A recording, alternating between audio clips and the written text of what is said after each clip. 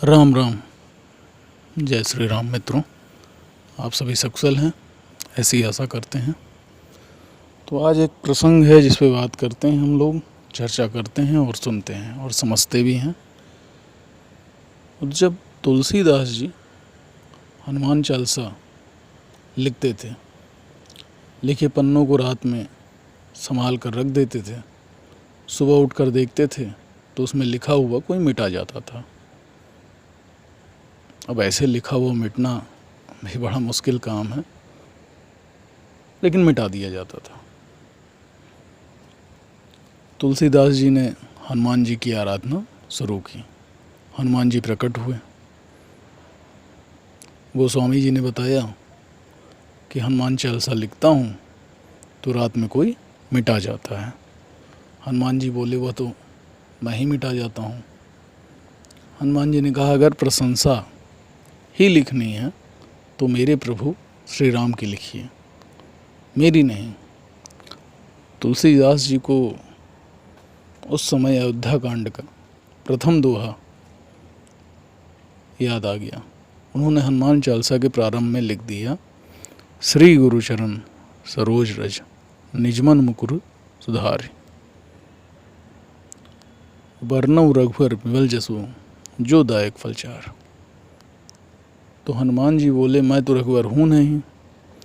अब तुलसीदास जी ने कहा, आप और प्रभु श्री राम जी एक ही प्रसाद ग्रहण करके यहाँ पर अवतरित हुए हैं पृथ्वी लोक पर। आप ही रघुवर हैं। तुलसीदास जी ने याद दिलाया कि ब्रह्मलोक में सुवर्चला नाम की एक अप्सरा रहती थी, जो एक बार ब्रह्मा जी पर मोहित हो गई, जिससे क्रुद्ध होकर ब्रह्मा जी ने उसे गिद्धि होने का श्राप दिया।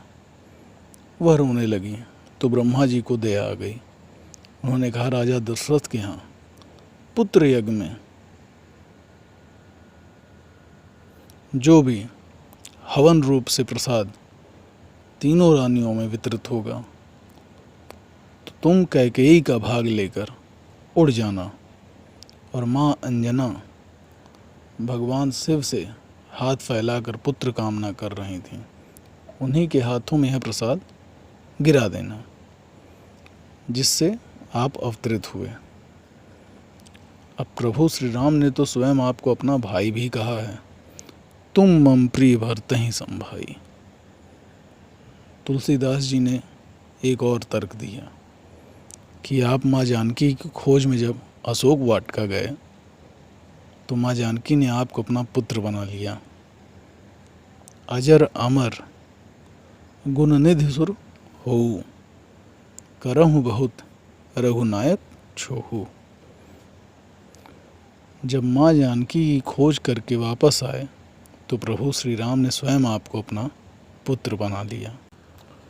सुन सुत तो ही ओरिन मैं नाही, देखें करी विचार मन माही।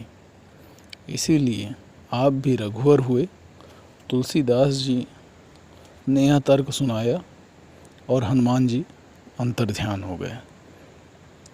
संसार में बहुधा यह बात कही और सुनी जाती है कि व्यक्ति को ज़्यादा सीधा और सरल नहीं होना चाहिए।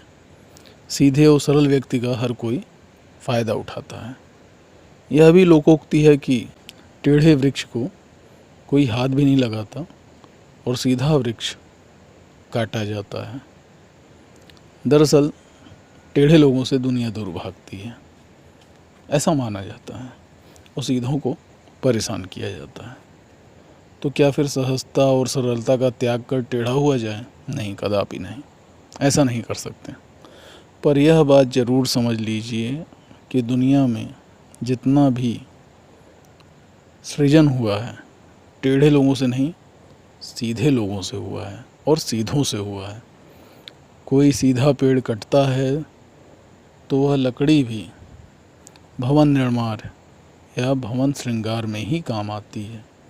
मंदिर में भी जिस शिला में प्रभु का रूप प्रकट होता है वह टेढ़ी नहीं, कोई सीधी शिला होती है।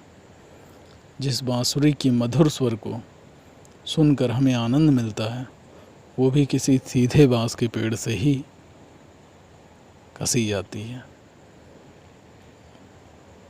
या वो भी किसी सीधे बांस के पेड़ से ही बनती है। और सीधे लोग ही गोविंद के प्रिय होते हैं, श्री राम के प्रिय होते हैं। इसलिए टेढ़े मत बनिए, टेढ़े बनने में कोई सुख नहीं है, सीधे बनिए। हो सकता है वो सुख क्षणिक हो, तुरंत मिले, तुरंत ख़त्म हो जाए, कुछ देर चले, कुछ देर में ख़त्म हो जाए। लेकिन अगर आप सीधे हैं, सहज हैं, सरल हैं, तो आपका सुख अनंत हो जाएगा। इसको याद रखिए, प्रभु का नाम लीजिए। जय श्री राम।